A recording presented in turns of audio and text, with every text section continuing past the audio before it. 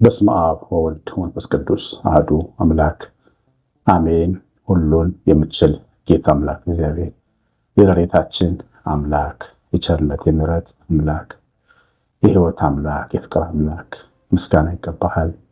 ይህን ጊዜ ይህን ሰዓት ስለሰጠኸን ብዙ ጸጋ ያለ ብዙ ምሕረት ያለ የአባቶቻችን አምላክ እግዚአብሔር አብ በጌታችን በኢየሱስ ክርስቶስ ከመንፈስ ቅዱስ ጋር ምስጋና ይገባሃል። አቤቱ ለወጣቶች ለጎልማሶች ላይኛይቱን ጥበብ ስጥ። በዚህ ሳምንት የምንለምንህ ሰማያዊቷን ጥበብ ከአንተ የሆነችውን ጥበብ የምታሻገረውን ጥበብ ሰው የምታደርገውን ጥበብ ራሳችን ጋር የምታረቅባትን ጥበብ የአንተን ፍቅርና ክብር የምናይባትን ጥበብ ለሁላችን እንድሰጥ ለልጆችም ሕፃናቶችም ለጎልማሶችም ለወጣቶችም ለሽማግሌዎችም ለመሪዎችም ለፖለቲከኞችም ለአገልጋዮችም ለሁላችን እችን ሰማያዊ ጥበብ እንድሰጠን እንለምንሃለን። በጌታችን በኢየሱስ ክርስቶስ ስም በእርሱ ያለን ክብር ለአብ ለመንፈስ ቅዱስ ይገባል፣ ዛሬም ዘወትርም እስከ ዘላለም አሜን። ተወዳችሁ እግዚአብሔር ብሩካን ተወዳጆች እንደምንቆያችሁ ሁሉን የሚችል አምላክ ጌታ ክብር ምስጋና ይገባዋል።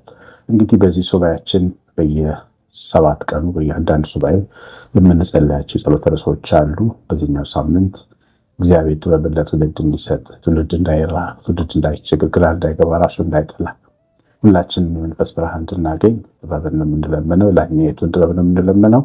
በዚህ ሳምንት እንግዲህ ባለፈው ሳምንታት ባደረግናቸው ጸሎቶች በጣም ብዙ መልሶች እንዳገኛችሁ እየነገራችሁን ነበር። አንዲት እህቴ በቫይበር ስልክ ላይ መልእክቶችን አስቀምጣልኝ ነበረ። አንድ ሰው በጣም ከፍተኛ የሆነ የልብ ህመም ገጥሞት ያው ሊሞት ጫፍ ቀርቦ ሐኪሞች ተስፋ ቆርጠው እያለ በጸሎት እያሰብነው እንዴት አድርጎ እንዳገገመና ከአይሲ ወጥቶ ራሱን እየመገበ ጤና ሆኖ ተንፍሶ እንደሚኖር ተስፋ የቆረጡት ሐኪሞች ሁሉ ሲገረሙ ድረስ እንደዚህ እንደሆነ ነግራኛለች። እግዚአብሔር ይመስገን። ምስክርነታችሁን ላኩልን። በግል ስልካችን እንናገራለን፣ ሰው እንዲሰማ። የእኛ አምላክ ሰሚ ነው። የእኛ አምላክ የሚረዳ ነው። የእኛ አምላክ የሚያግዝ ነው። እውነተኛ ነው። ክብር ምስጋና ይገባዋል ለዘላለም። በእውነት እናሳፍረን።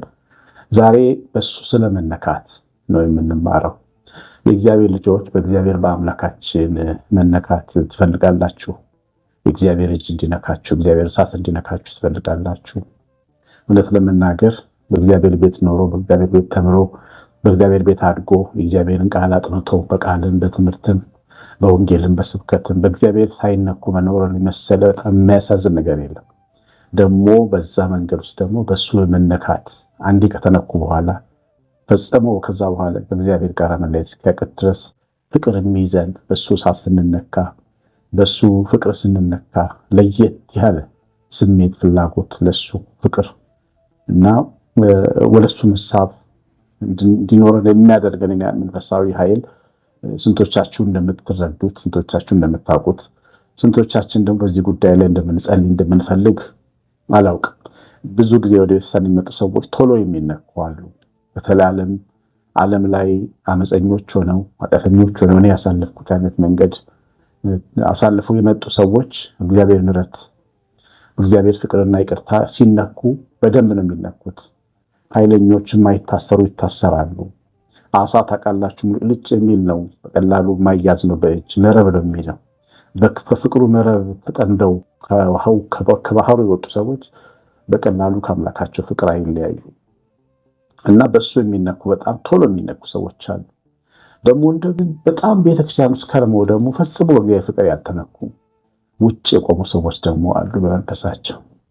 መጽሐፍ ቅዱስን ስንመለከት የኦሪት ዘፍጥረት መጽሐፍ ታሪክ ውስጥ ኦሪት ዘፍጥረት ምዕራፍ 32 ላይ ቁጥር 22 ላይ የምናገኘው በሌሊት እግዚአብሔር ያዕቆብን እንዴት እንደነካው የሚተርከው ትግል ነው።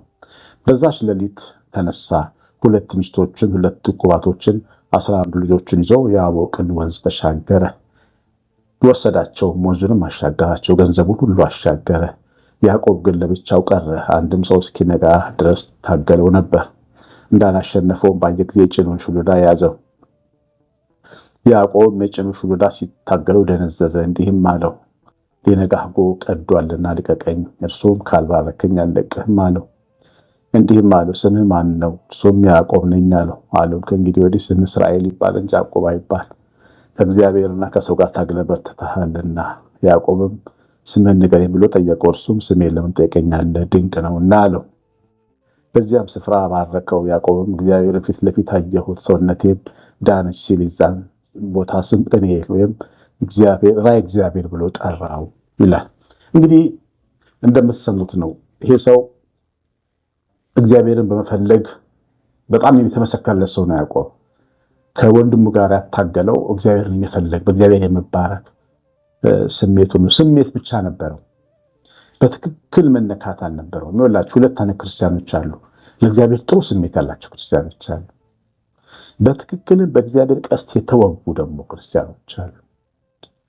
ለእግዚአብሔር ጥሩ ደስ የሚል ፍላጎት ያላቸው ተባባሪዎች አሉ።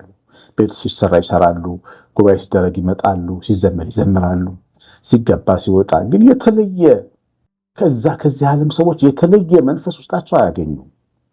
ግን ደግሞ በሰዎች መካከል በዚህ ዓለም ሰዎች መካከል ተቀምጠው በተለየ መንፈስ ደግሞ የሚኖሩ ሰዎች አሉ። ጠላት በጣም አይወዳቸውም እነዚህ ሰዎች። በእግዚአብሔር እሳት የተነኩ ሰዎች ምልክት አላቸው። እግዚአብሔር የማይታወቅ ምልክት፣ ጠላት ብቻ የሚያውቀው ምልክት ያስቀምጥባቸዋል፣ ያሳድዳቸዋል እየለየ። በአርጤክስስ ዘመን እግዚአብሔርን የሚፈራው መርዶክዮስን መርጦ ነው ሐማ የተመለከተ። በጣም ብዙ ባሮች ነበሩ መቅደስ ውስጥ፣ ብዙ ባሮች ነበሩ ቤተ መንግስት ውስጥ፣ ብዙ ህዝቦች ነበሩ። 128 ሀገሮችን የሚመራ መንግስት ሲስተም ውስጥ ነው የሚሰራው። ፕራይም ሚኒስትር ነው ሐማ። በተለየ ሁኔታ ግን የተመለከተውና የተዋጋው የጠላው እግዚአብሔርን የሚፈራው መርዶክዮስን። እንደዚህ ነው የሚያደርገው ጠላት። በተለየ ሁኔታ የተነኩ ሰዎች አሉ። መስቀል አጠገባቸው አለ፣ ይታወቃል። በሰዎች መካከል በደንብ ተለይቶ ይታወቃል። ስምዖን ጴጥሮስ እሳት ካነደዱት ሰዎች አጠገብ ተቀምጦ ነበር ጌታ የተያዘ ቀን። በተለየ ሁኔታ ግን ታውቋል። ሲያዩት አውቀውታል፣ የተነፍስ አውቀውታል፣ ሲናገር አውቀውታል። 3 ጊዜ አስጋዱት። በ3 አይነት ሁኔታ ውስጥ ነው ያዩት። ሲያዩት መልኩን ከዛ ሰው ጋር ነበር ካሉት። በጌታ የተነካ ሰው ያስታውቃል። ያን የተነካ ሰው መሆን ትፈልጋለህ? ወንድም እንደዛ የተነካችኋት ሴት መሆን ትፈልጋለች? እህቴ ዝም ብሎ ስጋና ደም ሆኖ መኖር አይሰለችም? በቃ ዝም ብሎ ስጋ ሆኖ መኖር አይሰለችም? ሳያምኑ አሜን እያሉ ሳይገባን እልል እያሉ መኖር አይሰለችም? በእውነት እሳቱ እኮ አለ። ያ ሜሎስ ያ ሰይፍ አለ እኮ ማዕከላችን። ያ የሚወጋው መብራት እኮ አለ ማዕከላችን። ያ መብራት የጌታችን ኢየሱስ ክርስቶስ መብራት አለ እኮ አጠገባችን። ይወጋናል እኮ ሲገለጥል። ዮሐንስ ራዕይ ምዕራፍ 1 አንብበው በሞት ዮሐንስ አንድ ትልቅ ራዕይ ሲመለከት በ7 መቅረዝ መካከል የቆመውን ተመለከተው። አይኖቹ እንደ እሳት ነበልባል ናቸው። ከአፉ ሰይፍ ይወጣል። እግሮቹ ጋር ነሐስ ይመስላሉ። ፊቱ እንደ ፀሐይ ያበራል። ነፍሱ እንደ በረድ ነጭ ነው ልብሱ። በደረቱ እንደ ካህናት አለቃ መታጠቂያ አድርጓል። ባየሁትም ጊዜ ሞትኩኝ ያለ ማየቱ ነካው። እነዛ ነበልባል አይኖቹ የዮሐንስን ሰብረው ገቡ። እዛ ቦታ ላይ ቆሞ የማይነኩ አሉ። ወዮልኝ ብለው የሚጮኸው ደግሞ እንደነ ኢሳይያስ አሉ። ከንፈሬ የረከሰብኝ እኔ፣ ከንፈራቸው በረከሰባቸው ሰዎች መካከል የምኖር እኔ፣ ስንት ክፉ የተናገርኩ እኔ፣ ስንት ክፉ ያሰብኩ እኔ፣ ወዮልኝ ብለው የሚጸጸቱ፣ በፍቅሩ እሳት የሚነዱ የሚለበለቡ፣ እንደዚሁም በዛ ፍም የሚፈወሱ ብዙ ደግሞ ሰዎች አሉ በየዘመናችን። አባቶቻችን ሲመረቁን እግዚአብሔር ይባርክ ፊቱን ያብራል ይላል። እቺ ሁለተኛው ቃል ምን ያህል ገብታችሁ እንደሆነ አላውቅም። ፊቱን ያብራል፣ ፊቱ መብራቱ ይንካህ ማለት የፊቱ እሳት ይውጋህ ማለት ነው።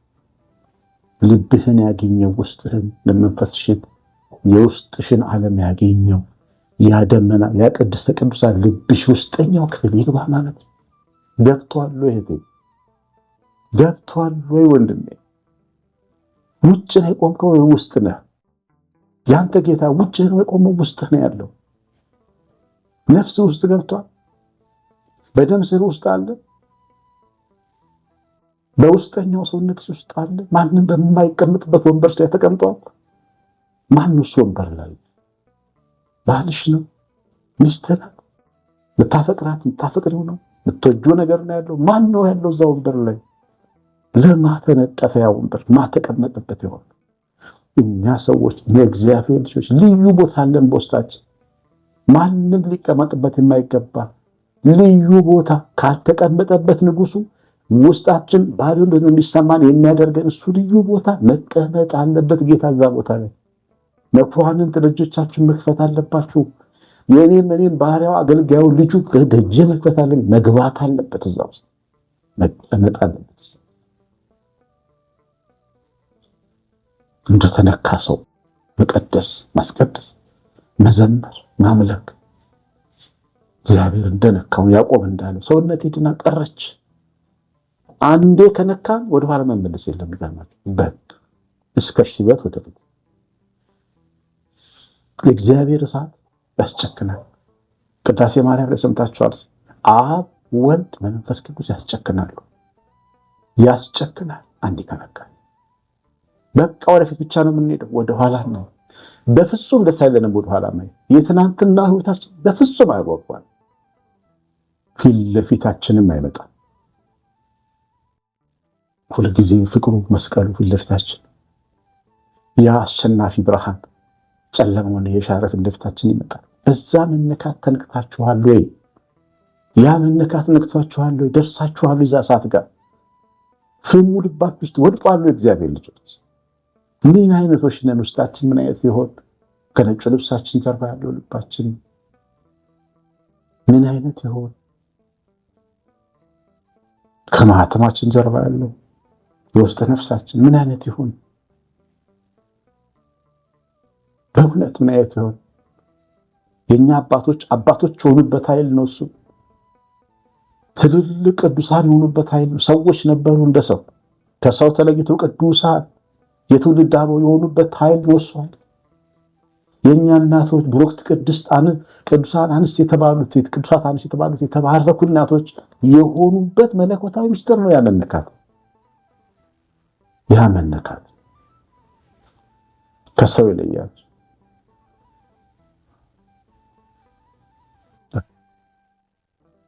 በዛ ፍቅር የተነካ ሰው እንባ አለው። ጎደለብኝ ብሎ አይደለም የሚያለቅሰው፣ ናፈከኝ ብሎ። መቼ ነው ቤት የምትመጣው? መቼ ነው የምታየኝ? መቼ ነው ውስጥ የምትበራው? መቼ ነው ማገኝ? መቼ ነው ማሸት? መቼ ነው መዳስ? ያለ ነው የሚያለቅሰው እንጂ ራበኝ ብሎ ያለቅስ ፈጽሞ ችግር አይታየው የለም። ተመልከቱት ያዕቆብን፣ ገንዘቡንም ልጆቹንም ሚስቶቹንም ወረቱን ብልጥግናውን አሻገረና ብቻውን ቀረ። ከዛ ከወረቱ ከሀብቱ ከገንዘቡ ከእንጀራው ከምኑ ከዚህ ዓለም ሐሳብና ውጣ ውረድ ጀርባ ትልቅ ነገር ነው ይሄኛው፣ ከዛ ይበልጣል። እሱን አሻግሮ ለብቻ ሆነ። ለብቻችን ሆነን የምንመሰጥበት ከእግዚአብሔር ጋር የምናገርበት የምንሉበት ኃይል ነው። ያ ኃይል እግዚአብሔር መነካ ከገንዘብ በላይ ከቤተሰብ በላይ ከልጆች በላይ ከሚስት በላይ ከክብር በላይ ነው እሱ ኃይል። እውነተኛ ሆነን የምንቀርብበት ነው እሱ ኃይል። ሳንዋሽ የምንኖርበት ነው እሱ ኃይል።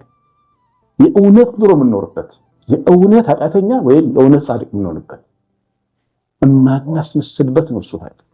ስምህ ማን ነው ሲለው ስሜ ኤሳው ነው አላለም። እንዳባቱ አላታለለው። ስሜ ያዕቆብ ነው።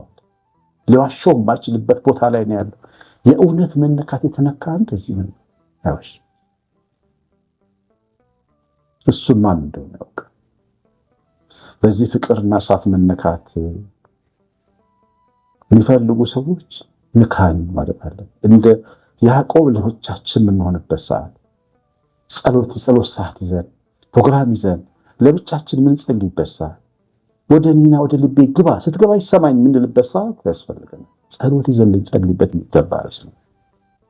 ሳይነኩ ውጪ ቆሞ አሜን ብሎ የሚመጣ ክርስቲያን ሆነን እንዳንሞት ለምሳሌ ያኛው ሰማያዊ ኑሮ የመነካት ኑሮ ነው። በእንጀራ አይደለም የምንደሰተው፣ በሰማይ በምስጋና በአምልኮ ነው የምንደሰተው። እዛኛው ወደ መነካት ኑሮ ለመግባት መነካት የሚጀምረው ከዚህ ነው። የፍቅሩ ነበልባል እንዲያቃጥለው ልባችንን ጠጋ ማድረግ ጸሎት ያስፈልጋል። በደም እስከንነካ መጸለይ አለብን። የሰማነውን በልቦናችን ጻፍልን። ፍቅሩ ይንካል። የመንፈሱ ሰዓት ብርሃኑ ነበልባሉ ያገኘን፣ በእውነት ይውሰደው። ማንነታችንን ላይመለስ አድርጎ ይውሰድልን ውስጣችንን። እግዚአብሔር ይባርካችሁ። እግዚአብሔር ቸርነት ይነካችሁ። ቤታችን ራሪት በረከት የምናጥበቅ አብሮ ይሁን። ትምህርቱ ላይ ኮሜንት ላይ ካጋችሁት ሁሉ አያለሁ፣ አከብራችኋለሁ የምታደርጉ እግዚአብሔር ይባርካችሁ። ቀሲስ አሸናፊ ገብረ ማርያም ነኝ። ሰላም